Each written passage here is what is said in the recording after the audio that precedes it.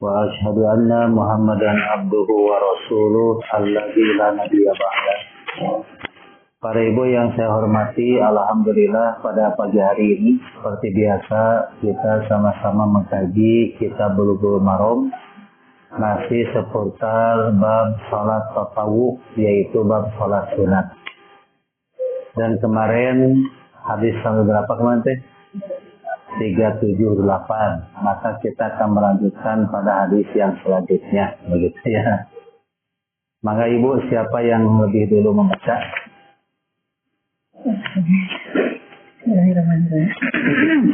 An ummi habibata ummil mu'minina qalat sami'tu Rasulullah sallallahu alaihi wasallam yaqulu man sholat nataini asyarota rokatan fi yaumihi wa lailatihi bunya lahu bihinna baitun fil jannah. Rawahul Muslimun wa fi riwayatin tatawuan. Dari Ummu Habibah Ummul Mukminin, ia berkata, saya dengar Rasulullah Shallallahu Alaihi Wasallam bersabda, barang siapa sholat 12 rakaat di harinya dan malamnya, niscaya dengan itu dibikinkan untuknya satu rumah di surga. Diriwayatkan dia oleh Muslim. Dan pada satu riwayat, tatawwu, yakni 12 rakaat itu sholat tatawwu atau sunat.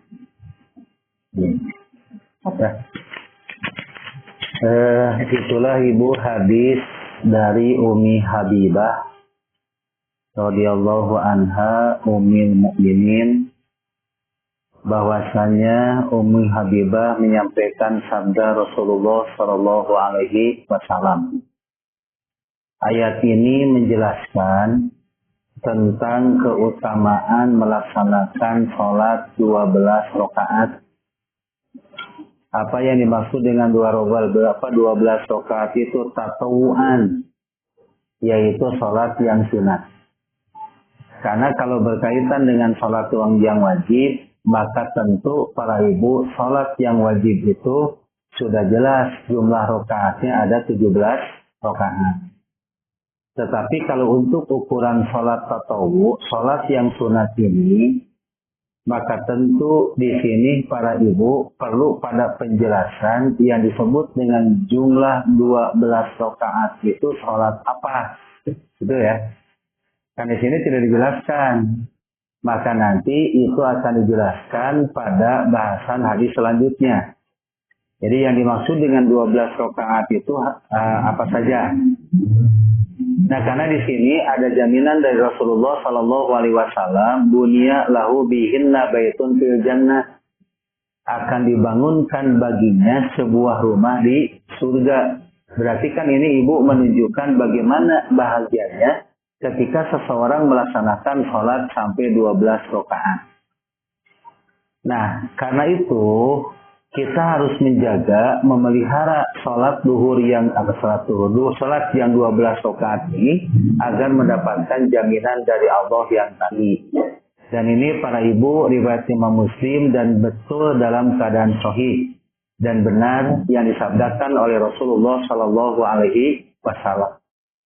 Kenapa sampai ada bentuk kalimat baitun fil jannah? Karena seorang hamba, bu, mendekatkan diri kepada Allah Subhanahu wa Ta'ala itu tiada lain ingin melahirkan, meraih yang disebut dengan mahabbah, meraih yang disebut dengan rasa cintanya dari Allah. Karena buat apa kita hidup di muka bumi ini kalau seandainya tidak meraih cintanya Allah? Karena cinta manusia mah semu dan ada batas waktunya. Kayak kita mau dicintai oleh orang lain, pada saat kita meninggal dunia udah habis rasa cintanya. Apalagi nanti yang mencintai kita pun ikut meninggal dunia lagi. Terusnya gitu, akan hilang. Tapi beda kalau kita meraih cinta dari Allah. Makanya dalam hadis kursi sampai Rasulullah menyampaikan firman Allah, wala yazalu abdi yataqarrabu ilayya bin nawafili hatta uhibbahu. Seorang hamba selamanya mendekatkan diri kepadaku bin nawafili dengan amalan-amalan yang sunat. Hatta uhibbahu, sehingga aku mencintainya. Ingat Bu, ada bentuk kalimat mengamalkan amalan-amalan yang sunat sehingga aku mencintainya. Nah berarti kan ibu ketika mengamalkan amalan yang sunat, itu berarti kan ingin meraih cinta Allah. Itu apa yang bisa lakukan? Maka tentu yang harus ibu lakukan dalam rangka mengamalkan amalan yang sunat itu harus merujuk pada apa yang dicontohkan oleh Rasulullah SAW. Jadi kira-kira Bu, Rasul itu mengajarkan kaitan dengan amalan yang sunat itu seperti apa? Jadi kan nanti ada amalan berdasarkan hadis sahih, ada yang berdasarkan hadis dhaif. Kalau berdasarkan hadis dhaif, maka tentu itu bukan sunnah Rasul. Tapi kalau yang berdasarkan hadis sahih, maka itu disebut sunnah Rasul. Dan ketika ibu itu melaksanakannya, maka dijamin Bu, ibu dapat cintanya dari Allah. Itu aja, simpel lah, gampangnya. Jadi kalau ingin melaksanakan amalan yang sunat, kemudian agar dicintai oleh Allah, ya syaratnya yang tadi. Apa yang ibu lakukan itu mengikuti contoh Rasulullah Shallallahu Alaihi Wasallam. Nah makanya di sini pun sama, 12 rakaat pun itu harus mengikuti contoh Nabi. Maka nanti Allah akan mencintai kita. Sebagaimana yang dibahas pada hadis ayat sebelumnya, penjelasan sebelumnya, bahwa ini ada dalam surat Al-Imran ayat 31 ya. Yang ada kalimat in kuntum tuhibbunallaha fattabi'uni yuhibbukumullah wa yaghfir lakum dzunubakum. Jika kalian itu cinta kepada Allah, katakan oleh Muhammad, fattabi'uni, maka ikutilah aku. Jadi kalau ibu bukti cinta kepada Allah itu, maka ibu mengikuti apa yang dicontohkan oleh Rasulullah SAW. Kalimat fattabi'uni itu berarti ibu mengikuti apapun yang diajarkan oleh Nabi, gitu aja salatnya. Baru itu melahirkan cinta dari Allah. Faiza ahbabtahu, kata Allah, kuntu sam'ahu alladhi yasma'u bihi wa basarahu alladhi yubsiru bihi. Allah akan menjadi pendengarannya ketika ibu mendengar. Dan Allah akan menjadi penglihatannya ketika ibu melihat. Layatabuan hebatnya gitu ya. Jadi saat kita itu dicintai oleh Allah dengan amalan sunat yang kita lakukan, maka Allah akan menjadi pendengaran kita. Bagaimana Allah jadi pendengaran kita itu? Pendengaran ibu itu akan dijaga oleh Allah. Mana pendengaran yang diridhoi oleh Allah dan mana pendengaran yang tidak diridhoi oleh Allah. Jadi ibu bisa membedakan, oh ini mengandung unsur maksiat, maka pasti dijauhi. Oh ini mengandung unsur manfaat, maka bukan mendengarkan. Nah gitu Bu. Dari setiap nasihat saja yang ada, tidak semua unsur itu mengandung unsur nasihat. Tapi ada juga mungkin di dalamnya itu unsur kemaksiatannya. Kalau memang di dalamnya itu ada unsur kemaksiatannya, maka kita harus menjauhi perkara itu.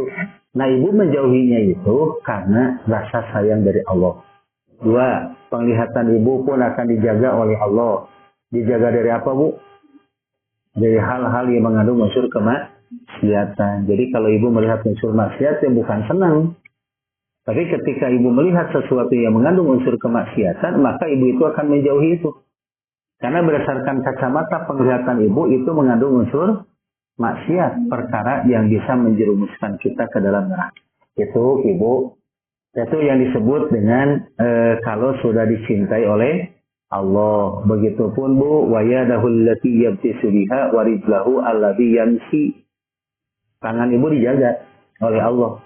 Langkah ibu pun dijaga oleh Allah. Jadi yang dijaga oleh Allah itu pendengaran, penglihatan, tangan, dan kaki kita. Sehingga kaki kita itu kalau dicintai oleh Allah, maka akan melangkahkan kaki itu berdasarkan apa yang diridhoi oleh Allah. Sampai ibu jalan ke sini untuk thalabul ilmi, dari cintai oleh Allah, tidak terasa capek gitu. Tapi nikmat loh. Artinya ibu mampu untuk menikmati apa yang bisa ibu lakukan karena dorongan dari cinta dari Allah. Wala in sa'altani la'u'tiyannahu wala in ista'azabi la'u'izannahu. Jika dia meminta kepadaku, maka aku akan memberinya. Dan jika dia meminta perlindungan kepadaku, maka waalaikumsalam warahmatullahi wabarakatuh. Ya, Bu. Nah, jadi maka aku akan memberikan perlindungan kepadanya. Jadi itu, Bu, keutamaan kalau kita itu melaksanakan amalan-amalan yang hukumnya sunnah. Kan kalau baitun mabu itu diberikannya oleh Allah di surga. Ada di atas itu ya. Ada kalimat bihinna baitun fil jannah. Maka mereka akan mendapatkan rumah di surga. Itu di surga, nanti di akhirat. Sedangkan yang tadi itu akan Allah berikan di dunia. Dijaga telinga, penglihatan kita, kemudian tangan kita dan kaki kita itu dijaga oleh Allah, akan diberikan di dunia. Dan itulah orang-orang yang mendapatkan maghfirah, ampunan dari Allah Subhanahu wa taala. Kemudian ketika ibu meminta pasti diberi. Terus bahagia aja ya. Ibu meminta pasti diberi. Ibu minta apa? Minta apa aja kepada Allah. Bebas buka Allah gitu. Boleh nggak sana saya kalau seandainya minta kepada Allah ingin kekayaan yang banyak, mangga. Asal ibu sanggup nggak untuk memikulnya begitu. Tapi Allah mabager, Bu, akan mengabulkan keinginan ibu itu melihat dari segi maslahatnya. Ingin kaya, kata Allah tidak akan sanggup mau dikabul ke Allah. Kenapa tidak akan dikabul oleh Allah? Karena Allah tahu kita tidak akan sanggup seperti yang Allah lakukan pada Sa'labah. Sa'labah minta kepada Nabi ingin jadi orang yang kaya. Apa kata Nabi? Jangan, Sa'labah, kamu tidak akan puas. Kata Allah, kan Nabi menjawab itu kata Allah, bukan kata Nabi. Nah, akhirnya Sa'labah nurut. Pulang ke rumahnya. Apa kata istrinya? Gimana Kang, berhasil? Gitu. Apakah Nabi sudah mendoakan kita? Maka kata Rasul, apa kata Sa'labah? Tidak. Kata Rasul, kita tidak akan puas. Sekali lagi saya saudara. Didorong lagi ibu oleh istrinya. Akhirnya minta kepada Nabi, ditolak lagi oleh Nabi. Karena nanti diberitahu oleh Allah tidak akan puas. Sa'labah jadi orang kaya. Pulang ke rumah, dorong lagi ke istrinya. Hebat, istrinya pengaruhnya gitu. Sampai Sa'labah mau melakukannya 3 kali. Akhirnya apa? Didoakan oleh Nabi. Betul, Sa'labah jadi orang kaya dan tidak kuat menghadapi kekayaan. Apa buktinya, Bu? Orang kaya tidak kuat menghadapi kekayaannya, jadi bakhil, itu aja. Jadi kalau orang kaya, dia itu jadi orang kikir, berarti dia tidak kuat untuk menanggung kekayaan tersebut. Tapi kalau dia itu orang kaya, kemudian dia pandai untuk bersedekah, saya garis bawahi bersedekah ya. Karena kalau berzakat itu mah kewajiban. Gitu. Jadi jangan menilai seseorang dermawan dari zakat. Tapi lihatlah kedermawanan seseorang itu dari sedekah. Gitu. Jadi kalau seandainya dia rajin sedekah, ya itulah orang yang berhasil. Berarti kuat, dia diberikan ujian yang berupa harta banyak. Gitu. Makanya kalau ibu berdoa kepada Allah, ya Allah berikanlah saya kekayaan. Jadikanlah saya orang kaya. Ya siap nggak itu untuk menghadapi kekayaan yang tadi? Jangan sampai seperti saya. Orang yang kuat, orang kaya yang kuat mah kayak Utsman bin Affan, kayak Abdurrahman bin Auf. Dia kaya dan kuat menghadapi kekayaannya. Buktinya apa? Mereka menjadi orang yang dermawan. Nah, itu mudah-mudahan kita mampu ketika diberikan amanah harta oleh Allah, kita menggunakan harta tersebut di jalan yang diridhoi oleh Allah. Karena ibu yakin apa yang akan ibu dapatkan itu apa yang ibu sedekahkan. Kan dimakan habis, dipakai rusak, gitu kan ya. Nah, tapi kalau disedekahkan, walaupun secara ukuran matematika habis, tapi berdasarkan ukuran akhirat tersimpan di hadapan. Itu ya. Jadi itu yang kita sedekahkan. Nah, itu Bu keuntungan bagi orang yang suka melaksanakan sholat 12 rakaat diantaranya. Ya, ini maksudnya diantaranya. Bukan menunjukkan kepada umumnya. Apa khususnya. Tapi kalau bunya lahu bihinna baitun fil jannah, khusus ini mah. Yaitu amalan yang hukumnya sunat. Nah makanya para ibu dalam ungkapan hadis ini fikih hadisnya anjuran melaksanakan sholat rawatib 12 rakaat. Sekali lagi, anjuran melaksanakan sholat rawatib 12 rakaat. Tuh, nah, ibu kalau ingin dapat rumah di surga, ya sing rajin melaksanakan sholat rawatib 12. Nah, apa aja yang termasuk pada sholat rawatib itu? Maka dibahaslah di 3 hadis selanjutnya. Itu bagian kuliah. Ya, mangga Bu. Walil Tirmizi nahwuhu wa zada arba'an qabla zuhri wa raq'ataini ba'daha wa raq'ataini ba'dal maghribi wa raq'ataini ba'dal isya'i wa raq'ataini qabla sholatil fajr. Dan bagi Tirmizi seperti itu juga, dan ia tambah 4 rakaat sebelum zuhur dan 2 rakaat sesudahnya, dan 2 rakaat sesudah maghrib, dan 2 rakaat sesudah isya, dan 2 rakaat sebelum sholat fajar. Walil khamsati anha man hafadha ala arba'in qabla zuhri wa arba'in ba'daha haramahu Allahu ta'ala 'alan nar. Dan bagi 5 daripadanya, barang siapa tetap mengerjakan 4 rakaat sebelum zuhur dan 4 rakaat sesudahnya, niscaya Allah haramkan dia masuk neraka. An Ibnu Umar qala Rasulullah sallallahu alaihi wasallam rahimallahum ra'an shalla arba'an qabla al-'ashr. Rawahu Ahmadu wa Abu Dawud wa Tirmidzi wa hasanahu wa Ibnu Khuzaimah wa sahahu. Dari Ibnu Umar, ia berkata, telah bersabda Rasulullah Shallallahu Alaihi Wasallam, mudah-mudahan Allah memberi rahmat seseorang yang sholat 4 rakaat sebelum asar. Diriwayatkan dia oleh Ahmad dan Abu Dawud dan Tirmizi, dan dihasankan dia, dan Ibnu Huzaimah ia sahihkan dia. Itulah para ibu rincian berkaitan dengan sholat rawatibnya. Lihat Bu dari hadis awal, bahwa man sholat sintai asyrata rokaatin. Barang siapa yang melaksanakan sholat 12 rakaat. Yang mana 12 rakaat itu? Yaitu arba'an qabla zuhri, 4 rakaat sebelum duhur, wa rakaataini ba'daha, dan 2 rakaat setelahnya, wa rakaataini ba'dal maghribi, 2 rakaat setelah maghrib, wa rakaataini ba'dal isya'i, 2 rakaat setelah isya, wa rakaataini qabla sholatil fajri, dan 2 rakaat sebelum sholat subuh. Nah, itu 12 rakaat. Cocoknya pas 12 rakaat ya. Nah, gitu. Lalu muncul hadis yang di bawahnya. Barang siapa yang melaksanakan sholat qabla duhur 14 rakaat. 4 rakaat. Maksudnya 4 rakaat. Gitu Bu. Maka berarti Bu 12. Jadi 14 akhirnya. Itu kan ya?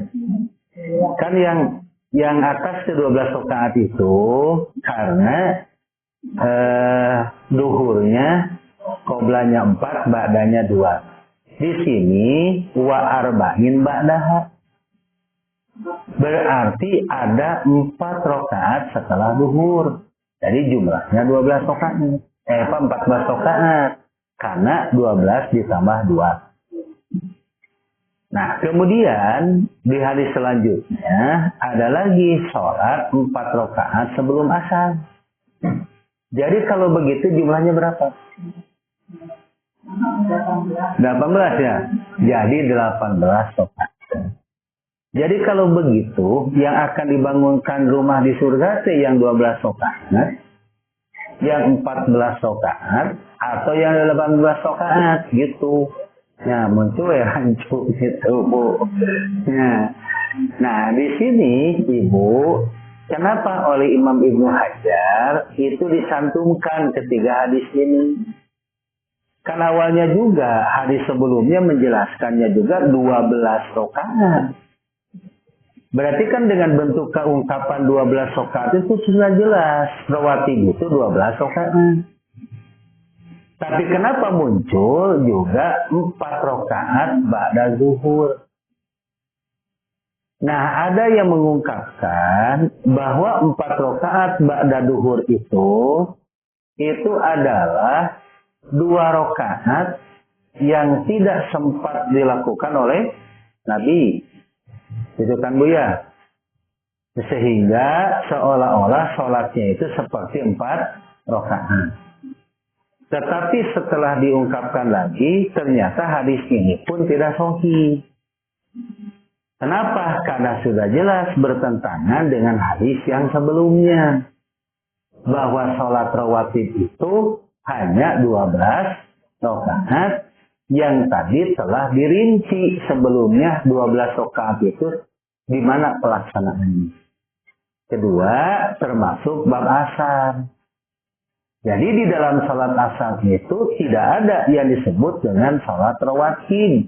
Apalagi ada istilah 4 rakaat sebelum asar. Karena di sini apalagi ada salah seorang rawi yang dianggap tidak sahih, Bu. Al-Mihron itu rawi yang didoibkan oleh kalangan para ahli hadis mengenai periwayatan. Nah, kemudian Bu, ada ungkapan hadis sahih di Yema bahwa Nabi melaksanakan sholat rawatib pada asar. Kalau qobla asar majelas baik ini hadisnya. Nah, karena ada Al-Mihron ya. Muhammad bin Mihron kalau nggak salah namanya itu.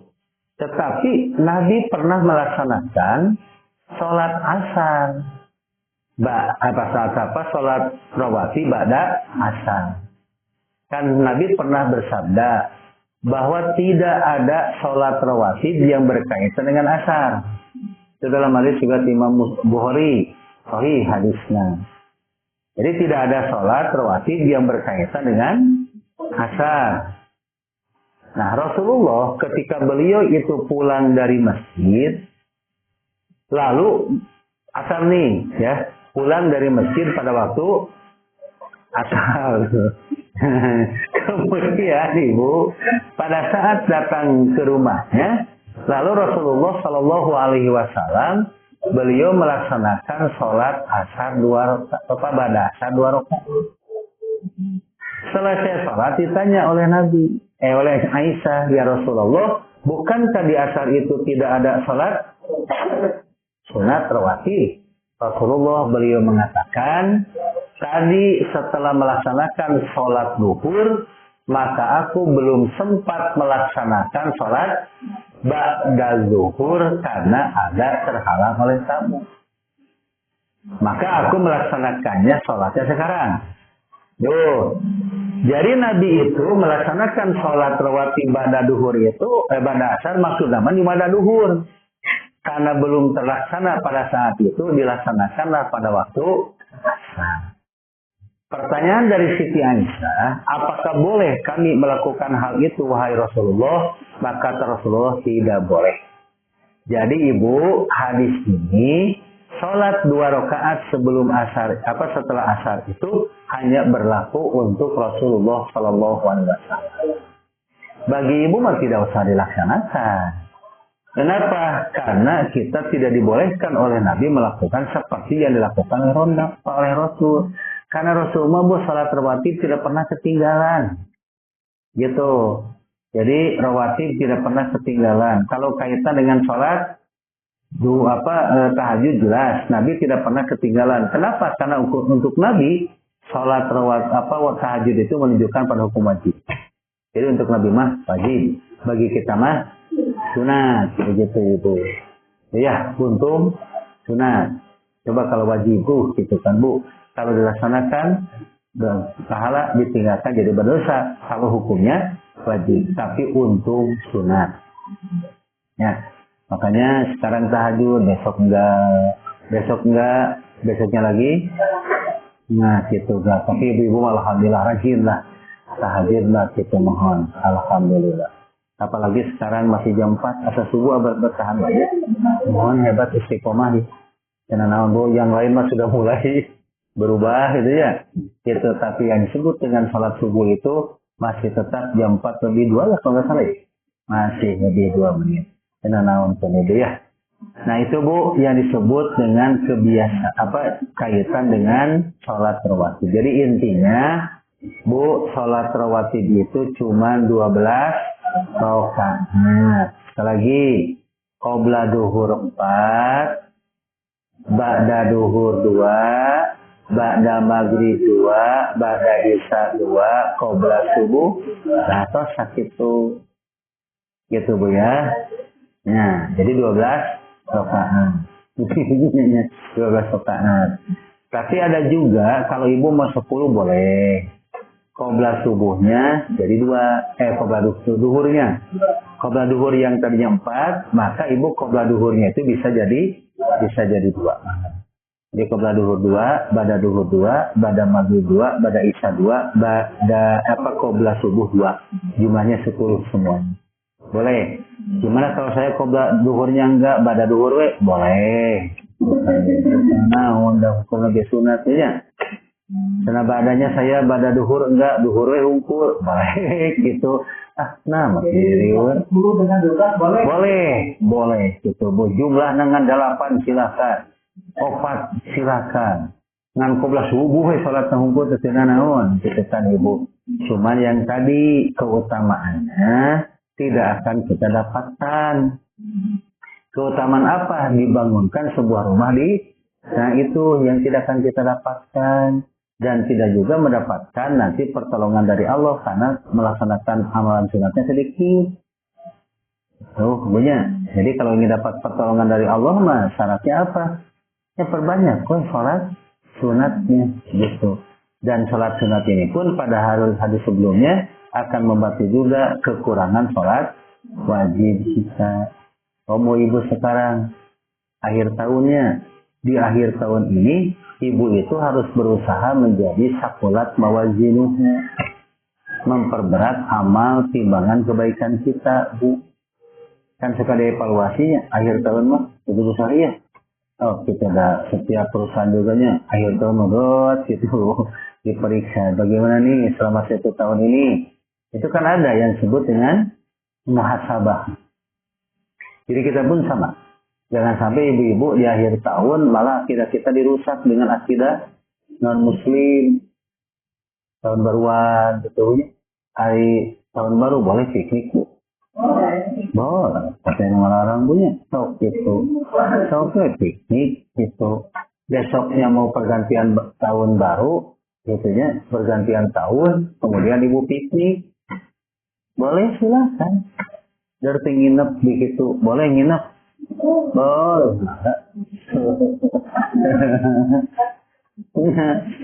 Karena niat ibu itu adalah dalam rangka liburan bulan tahun baruan, kebetulan pas liburan tahun baru gitu Pak. Akhirnya ya begitulah keadaannya gitu Bu.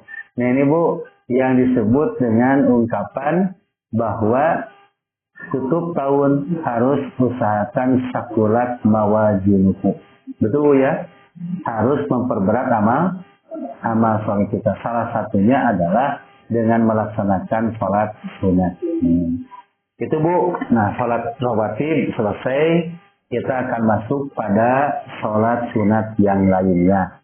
Yang ibu mungkin ini jarang melaksanakannya. Abdillahi bni Mughaffalin Mujaniya qala Rasulullah sallallahu alaihi wasallam sallu qabla maghribi sallu qabla maghrib summa qala finnas fita lisati liman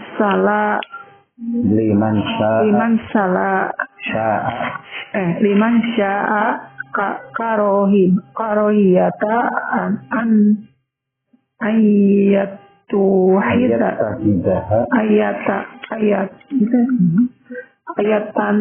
ayatahidaha hannusu sunnatan kawahu Bukhari.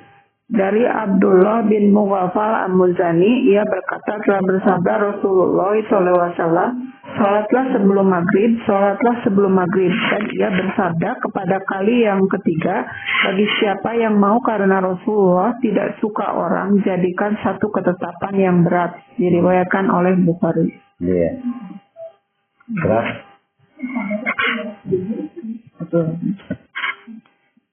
An Abi wa fi riwayati Ibni Hibban na'anna Nabiyya sallallahu alaihi wasallam shalla qabla maghribi rakaatain. Dan pada satu riwayat bagi Ibnu Hibban bahwasanya Nabi sallallahu alaihi wasallam telah bersalat sebelum maghrib 2 rakaat. Satu lagi Bu, satu lagi. Wali Muslimin ani bani Abbasi qala kunna nusolli rak'ataini ba'da ghurubi syamsi wa kana nabiyyu sallallahu alaihi wasallam yarona falam murna walam yanhan. Dan bagi Muslim dari Ibnu Abbas, ia berkata, biasa kami sholat 2 rakaat sesudah masuk matahari, sedang Nabi SAW melihat kami, tetapi ia tidak perintah kami dan tidak larang kami. Iya.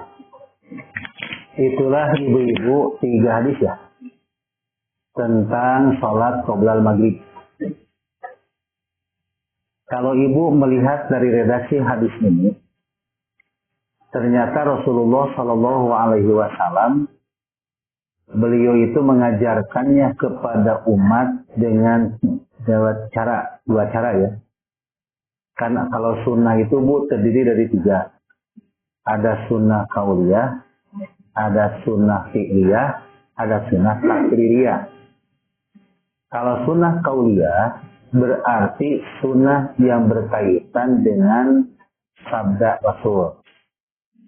Nah, salah satunya ini termasuk pada sunnah qauliyah, yaitu sunnah sabda Rasul.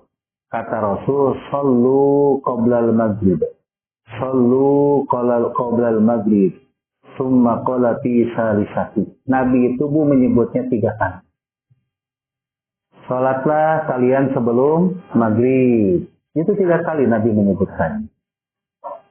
Setiap kali perkara yang disebutkan oleh Nabi 3 kali, berarti perkara tersebut menunjukkan bagaimana pentingnya umat itu untuk memperhatikan apa yang disabdakan oleh Rasulullah Shallallahu Alaihi Wasallam.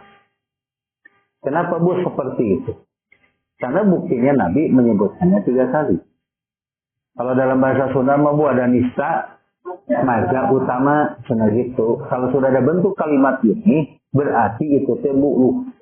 Wah, gitu. Nah, apakah sholat maghrib ini yang disabdakan oleh Rasulullah Shallallahu Alaihi Wasallam sama tidak hukumnya seperti sholat rawatib? Karena yang disebut dengan sholat rawatib itu dari kacamata hukumnya masuk pada kategori sunat muakkad. Dan kedua, apakah sholat rawatib qoblal maghrib, sholat qoblal maghrib ini termasuk rawatib atau tidak? Karena Nabi menyebutnya itu dengan bentuk kalimat shollu qoblal maghribi, bentuknya perintah. Kalau yang disebut dengan bentuknya perintah, berarti di sana Bu ada anjuran dari Nabi. Tapi di hari sebelumnya Nabi tidak menyebutkannya qoblal maghrib. Jadi artinya ini tidak masuk pada kategori ranah salat rawatib. Gitu. Jadi tidak masuk pada ranah salat rawatib. Dari kalimat yang mana Nabi itu mengatakan kalimat shollu qoblal maghribi, itu dari kalimat liman sya'a karohiyata ayat tahidan nasus sunnatan. Teteh kalimat apa? Nabi menganjurkan sholat 2 rakaat sebelum maghrib. Tanya, anjurannya 3 kali. Lalu oleh Nabi, 1 liman sya'a, bagi siapa yang mau. Itu. Jadi ada bentuk kalimat bagi siapa yang mau. Hiji, tabu yang membantahnya, yang menggugurkan dari sunat muakkadnya sholat sunat qoblal maghrib. Yaitu dari kalimat mana? Liman sya'a, bagi siapa yang menghendakinya atau yang mau. Dan yang ketiganya dari kalimat karohiyata an yattahidahan nasu sunnatan. Nabi merasa khawatir kalau seandainya sahabat itu menetapkan itu sebagai ketetapan sunat seperti yang ditetapkan pada sholat sunat rawatib. Jadi dia gugurnya sholat rawatib, sholat qobla maghrib itu masuk pada ranah yang disebut dengan sholat rawatib, gitu kan Bu. Dari kalimat jika mau atau Nabi mengatakan khawatir ini dijadikan perkara yang sunat. Kalau begitu atau qobla maghrib hukumnya apa? Kalau Nabi mengatakan bahwa itu hukumnya dikhawatirkan jadi sunat, apakah sholat qobla maghrib hukumnya jadi makruh? Tidak Bu, tetap hukum nama sunat. Gitu. Karena kan kuna nusoli rok'ata ini ba'da guru bisamsi wa kana Nabi sallam yarona palam ya'murna walam yanhana. Nah ini Bu muncul yang disebut dengan sunnah takririyah. Jadi sunnah persetujuan Rasul. Rasul yang melihat Bu, ada orang yang melaksanakan sholat qoblal maghrib, tapi oleh Nabi tidak diperintah, oleh Nabi pun tidak dilarang. Artinya qobla maghrib tidak dianjurkan oleh Nabi. Tapi Nabi pun tidak melarangnya juga. Gitu. Maka dari sini para ibu, maka derajat yang disebut dengan sholat qobla maghrib itu tidak sejajar derajat hukumnya seperti sholat rawatib. Makanya dalam penjelasan yang lain, kalau maghrib itu Bu dikumandangkan, maka sahabat mas juga tahu bahwa Nabi itu antara adzan dan qomat di maghrib tidak pernah lama Nabi itu. Jadi kalau sholat maghrib dikumandangkan, begitu Bu, beres sholat maghrib, sahabat yang akan melaksanakan sholat qoblal maghrib, mereka itu ke belakang. Karena takut nanti menghalangi sholat maghrib berjamaahnya Rasulullah. Jadi ke belakang saja mereka itu Bu, kemudian Nabi datang dan mengumandangkan qomat. Nabi tidak menunggu orang-orang yang melaksanakan sholat qobla maghrib itu sampai selesai. Jadi tungguan ku Nabi. Jadi bila qomat, beres qomat takbir, tidak menunggu orang yang melaksanakan sholat qobla maghrib sampai selesai. Berarti ini Bu menunjukkan bahwa yang disebut dengan sholat qobla maghrib itu mau dilaksanakan oleh ibu mangga, dan itu hukumnya adalah sunat, tapi ranahnya tidak masuk pada ranah sholat rawatib. Gitu. Itu mah hanya masuk pada kategori sunat yang hukumnya sunat. Gitu. Tidak sederajat dengan sholat sunat rawatib. Tapi kumasana upami ibu, kalau seandainya saya mau melakukan mangga, Bu, silah. Ada sunahnya. Cuman sunahnya sunah kauliyah dan takririyah. Jadi sunah sabda Nabi dan sunah persetujuan Nabi. Nabi mah tidak jarang melaksanakan pekerjaan ini, begitu. Jadi Nabi mah hanya sekedar menyampaikan. Kayak gini Bu lah. Dalam sholat malam nantilah kita akan bahas. Itu kan Rasulullah kaitan dengan jumlah rakaat sholat malam. Nabi kan sekedar menyampaikan. Jumlahnya segini, ini caranya seperti ini. Tapi mana yang paling sering dilakukan oleh Nabi? Yang 4-4-3 gitu. Ya, kayak seperti itu. Gitu ya. Nah Nabi itu hanya sekedar untuk menyampaikan begini, tapi ketika kita melakukan apa yang disabdakan oleh Nabi, tetap itu sunnah. Jangan menganggap itu bukan sunnah. Maka setiap kali amalan sunat yang tidak sering dilakukan oleh Nabi, berarti hukumnya bukan sunat muakkad. Itu aja kuncinya. Jadi kalaulah amalan yang sunat itu tidak sering dilakukan oleh Rasulullah Shallallahu Alaihi Wasallam, maka berarti itu ibu hukumnya bukan hukum sunat muakkad. Tapi kalau Nabi sering melakukannya, maka disebutnya sunat muakkad. Ya Nabi rajin saum Senin Kamis, saum Kamis Senin Kamis ya sunat muakkad. Dan Nabi rajin melakukannya. Saum Daud bukan muakkad, karena Nabi mah tidak sering melakukan saum Daud. Ayamul bid sunat muakkad, karena Nabi mah suka sering melaksanakannya. 13, 14, 15 itu udah Nabi mah pasti sering saum gitu kan Bu, karena banyak paparnya ketimbang kenyangnya. Beda dengan kita, banyak kenyangnya ketimbang gitu kan Ibu. Itu bedanya kita dengan Rasul. Terusnya Bu, jadi Ibu sholat qobla maghrib itu 2 rakaat ada syariatnya. Dan hukumnya adalah sunat. Walaupun ini agak unik itu untuk menetapkan hukum sunat. Jadi kan Nabi satu sisi menyuruh, tapi satu sisi kalau mau, satu sisi lagi khawatir dijadikan sunat. Itu jadi itunya sabda kamunya itu ongkohnya ngadorong Nabi itu. Tetapi satu saat Nabi mengatakan jika mau. Tapi satu saat lagi Nabi mengatakan khawatir dijadikan ketetapan sunat. Ya, itu Bu, dengan bentuk kalimat khawatir jadi ketetapan sunat, makin memperkuat itu hukumnya sunat. Tapi memang sunatnya bukan menunjukkan ke sunat yang muakkad, tapi sunatnya sunat yang goer muakkad. Kan bisa bedakan Bu ya. Kalau sunat muakkad Bu pahalanya hampir mendekati wajib. Tapi kalau yang disebut dengan yang goer muakkad mah ya sunat biasa. Yang nilai pahalanya tidak hampir mendekati sholat yang wajib. Gitu Bu, seharusnya. Pernah melaksanakan sholat qobla maghrib? Oh, betul. Gitu. Karena memang Nabi itu tidak kaitan dengan menganjurkan hal yang seperti itu. Ya Mangga Bu, 2 hadis lagi silahkan.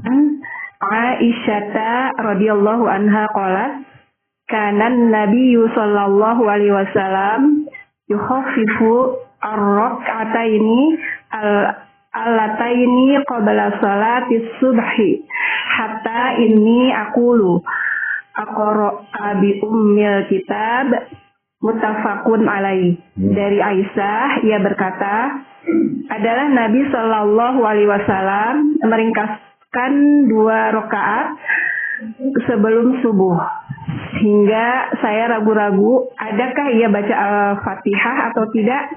Muttafaqun alaih. An Abi Hurairah radhiyallahu anhu anna Nabiyya sallallahu alaihi wasallam qara'a fi rak'ataini al-fajri qul ya ayyuhal kafirun wa qul huwallahu ahad. Rawahu Muslim. Dari Abu Hurairah bahwasannya Nabi Shallallahu Alaihi Wasallam membaca di 2 rakaat fajar Qul ya ayyuhal kafirun dan Qul huwallahu ahad. Diriwayatkan dia oleh Muslim. 2 kafir. Udah kan? Itulah Bu 2 hadis yang barusan dibaca. Dua-duanya pertama dari Siti Aisyah, yang kedua dari Abu Hurairah. Yang pertama riwayat Imam Bukhari dan Muslim, sedangkan yang kedua itu riwayat Imam Muslim. Dalam ungkapan hadis ini Bu, tentang sholat qobla subuh. Sekali lagi, tentang sholat qobla subuh. Kalau yang tadi mah menjelaskan tentang sholat qobla maghrib. Nah sekarang mah menjelaskan tentang sholat qobla subuh. Nah, kalau sholat qobla subuh, sebagaimana pada hadis yang sebelumnya, bahwa 2 rakaat qobla subuh itu adalah sholat yang tidak pernah ditinggalkan oleh Rasulullah SAW. Nabi sedang safar tidak pernah meninggalkan sholat qobla subuh. Sedangkan sholat yang lainnya, rawatib yang lainnya, oleh Nabi itu ditinggalkan kalau sedang safar. Qabla duhur, bada maghrib, bada isya. Itu semuanya tinggalkan oleh Nabi. Tidak ada pelaksanaannya. Kecuali qabla subuh. Kalau qabla subuh itu oleh Nabi selalu dipertahankan. Itu Bu, sampai nanti ada satu bentuk ungkapan, kalaulah kita itu sholatnya itu kesiangan, maka usahakan sholat qabla subuh. Jadi walaupun kita itu sholatnya kesiangan, maka usahakan sholat qabla subuh. Kenapa Bu? Kita harus mengusahakan melaksanakan sholat qabla subuh, saking pentingnya pelaksanaan sholat qabla subuh. Nabi pernahkah sholat kesiangan subuh Bu? Pernah. Ketika pulang dari medan perang kan, lalu bila disuruh untuk memandangkan adzan, ternyata qabla subuh dilaksanakan. Ini contoh ibu bangun jam 8 pagi, udah tidak punya itu. Ini contoh lah, contoh punya. Kalau. Ya itu tidak usah terburu-buru ibu. Sudah jam 8. Tidak usah terburu-buru. Hordeng buka aja dulu. Gitu kan Bu ya. Jangan sampai hordeng coba dibuka. Gitu. Tidak apa-apa. Dan ibu boleh melaksanakan sholat qabla subuh dulu. Setelah ibu melaksanakan sholat qabla subuh, maka silakan ibu melaksanakan sholat subuh. Dan tidak usah terburu-buru karena memang ada faktor ketidaksengajaan ibu melaksanakan sholat subuhnya kesiangan. Jadi itu sekali lagi tidak ada faktor kesengajaan. Itu Bu ya. Nah ini ayat menjelaskan hadis tentang apa yang dibaca saat ibu itu melaksanakan sholat qabla subuh. Tuh. Nah, pertama kata Siti Aisyah, yukhaffifu rak'ataini lataini qabla sholati subhi hatta idza aqulu aqra'a bi umil kitab. Jadi Rasulullah Bu, beliau itu melaksanakan sholat qabla subuh itu sangat sebentar. Jadi sangat sebentar, sangat ringan sekali. Khaffafa yukhaffifu itu gampang, ringan sekali gitu kan Ibu. Sehingga para ibu, Siti Aisyah sampai punya anggapan bahwa Rasulullah Shallallahu Alaihi Wasallam beliau itu tidak melaksanakan baca Fatihah. Jadi tidak membaca Fatihah Nabi itu. Jadi pun baca Fatihah, kumangnya. Jika deh Bu seolah-olah ukuran Nabi tidak membaca Fatihah kata Siti Aisyah itu beda dengan ukuran kita. Sebentar dan ringannya Nabi itu berbeda dengan sebentar dan ringannya kita. Itu bagi kita mah Bu, baca wal fajri itu panjang, bagi Nabi mah pendek. Nah, itu ukuran Nabi. Itu.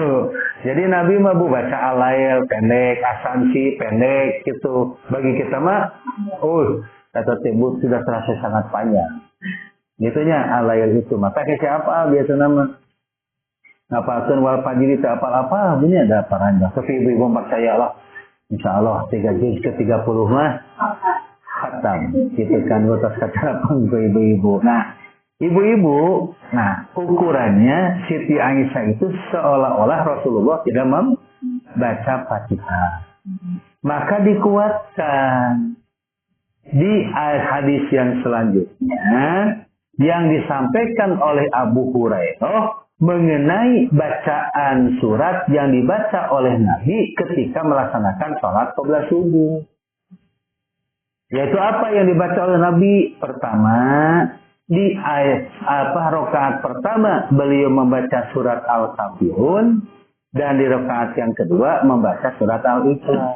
Nah itu pondokna Nabi itu seolah-olah tidak membaca surat Al-Fatihah itu. Ternyata Nabi di rakaat pertama baca Fatihah dan Al-Kafirun kan pondok untuk Nabi mah dibandingkan dengan Nabi di salam salat wajib. Tapi di kita mah justru ini masuk ranah salat wajib lagi. Ya Bu, Al-Fatihah sama Al-Kafirun teh begitu. Kemudian di rakaat yang kedua maka Nabi membaca Al-Fatihah dan surat Al-Ikhlas gitu Bu. Ya, nah ini jadi ketetapan sunnah yang bukan muqayyad. Artinya bukan kepastian dan keharusan. bahwa ibu ketika membaca sholat qobla subuh itu rakaat pertama harus Fatihah dan Al-Kafirun, rakaat kedua harus Fatihah dan Al-Ikhlas. Itu bukan ketentuan muqayyad gitu. Ibu mau baca ini silahkan, mau baca surat yang lain pun silahkan. Tapi ini menunjukkan usahakan bahwa sholat qobla subuh itu jangan panjang-panjang teuing. Hai, sholat wajibna pendek, qobla subuhna. Nah, gitu maksudnya ibu. Ya, maka dari hadis ini para ibu pertama bahwa sholat qobla subuh itu tidak terlalu lama.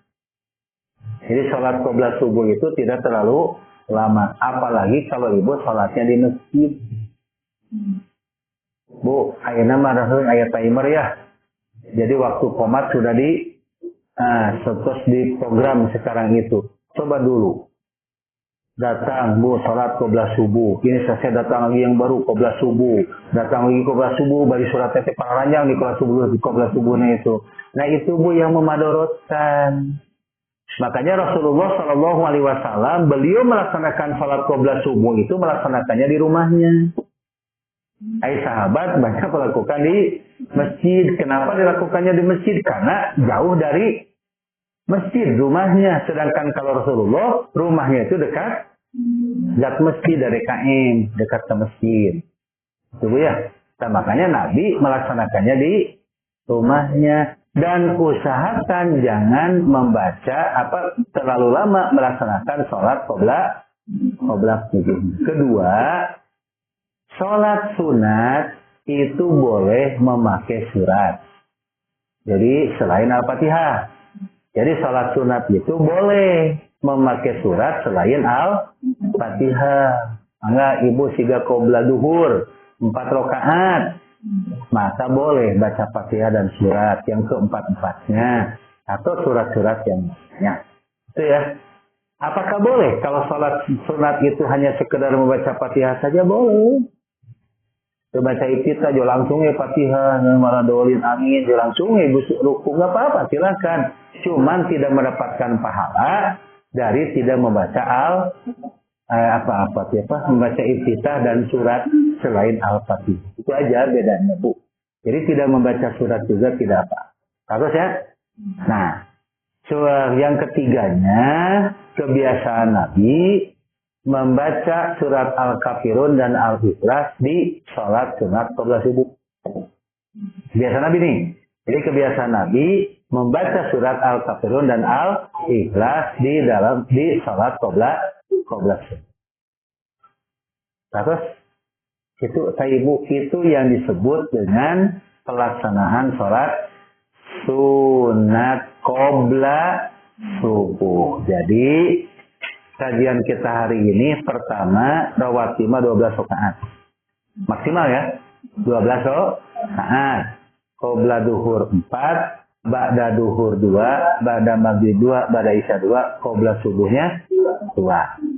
Kedua, para ibu, bahwa sholat qoblal maghrib hukumnya sunat.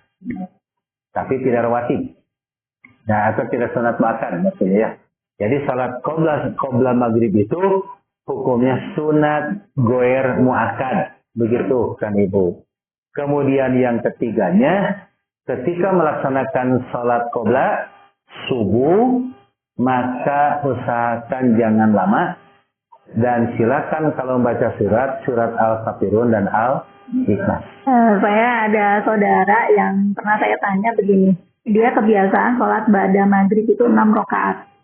Terus saya tanya, kenapa 6 rakaat? Gitu kan, yang saya tahu hanya 2. Ya pokoknya dari guru saya begini aja gitu. Saya minta dalilnya mana gitu untuk 6 rakaat. Malah saya dibilang Wahabi. Oh iya. Gitu ibu. Jadi ibu-ibu yang disebut dengan salat rawatib itu tetap kan dalilnya mah jelas, cuma 2 rakaat. Nah sekarang muncul pemahaman-pemahaman yang baru karena sholat sunat gak apa-apa, tidak dibatasi juga kan muncul itu sekarang itu pemahaman itu. Jadi biarin dah hukumnya juga sunat. Nggak dibatasi juga, nggak jadi masalah. Justru kalau makin banyak, makin, nah itu Bu, sekarang itu doktrin-doktrin itu sudah muncul ke permukaan. Makanya wajar kalau ketika Bulia itu nanya, mana dalilnya bahwa rawatib ba'da maghrib itu 6 rakaat? Apa jawabannya? Ini kata guru saya. Kan gitu kalimatnya. Jadi ini kata guru saya. Nah, ketika dipaksa dalilnya juga, nah muncul kalimat eta. Itu boleh hasilkan tuh muncul hal-hal yang seperti itu. Karena saum sunat juga kapan perbanyak silakan dah hukumnya juga. Nah, sekarang tubuh sudah mulai terjadi pergeseran seperti itu. Jadi menganggap ringan pada hukum yang sunat, walaupun itu hukumnya sunat, tetap harus ada dalil. Karena yang disebut dengan sunat itu harus Nabi yang menjelaskannya. Karena sudah masuk pada ranah ibadah makhluk. Itu boleh ya. Itu Bu, mangga Bu. Satu lagi. Ustaz, kalau misalnya mau melaksanakan qobla Isya, tapi ditunda. Qobla Isya? Ba'da Isya. Ba'da Isya. Tapi ditunda. Misalnya kemana dulu gitu. Misalnya keluar dulu. Baru melaksanakan pas pulangnya misalnya jam 11 malam, boleh? Boleh, gak ada malam. Oh iya. Karena cuman itu sudah jaraknya 11 unit maka tidak tinggi. Karena ada yang disebut dengan bentuk kalimat rawatib itu Bu, itu berurutan. Gitu. Namun Ibu salat Isya jam 7 tentunya. Salatnya nanti jam 11. Nah itu terlalu mengentengkan pada ketentuan hukum. Berarti rawatibnya itu Bu jaraknya sudah sangat jauh gitu. Karena yang disebut dengan rawatibnya bergeseran, berurutan. Itu kan Bu, itu mah Bu, Ibu beres sholat Isya diri dulu. Kemudian air harus dimatiin itu mah jaraknya masih normal lah begitu. Makan dulu ya. Setelah itu tidur dulu. Gitu Bu ya. Bentar, cuma Bu. Boleh mana Ibu? Saya berbicara sama saya sebenarnya jadi di rumah itu kan saya ada cucunya kakak. Cucu kakak. Nah, cucunya kakak ini merasa bahwa dia itu bukan masuk saya. Itu nggak bisa. Oh gitu. Kakak saya itu. Yang disebut dengan ungkapan cucu itu cucu orang lain. Itu bukan cucu kita, tapi itu cucu orang lain. Maka kalau cucu orang lain itu tidak ada ketentuan ikatan mahramnya. Beda dengan keponakan. Itu ya. Kalau keponakan mah jelas itu langsung ada ikatan mahramnya. Tapi kalau cucu ada itu jauh, gitu. Artinya itu ada jarak. Kalau ibu mau mungkin cucu tigigir lah benarnya. Bahasa Sundanya. Ya tapi incu lah begitu kan ibu mau. Nah makanya di sini tetap tidak ada ketentuan bahwa yang disebut dengan kaki incu itu ada ikatan mahram. Tidak ada dalilnya seperti itu. Rabbana atina fid dunya hasanah wa fil akhirati hasanah wa qina adzabannar. Wassalamualaikum warahmatullahi wabarakatuh.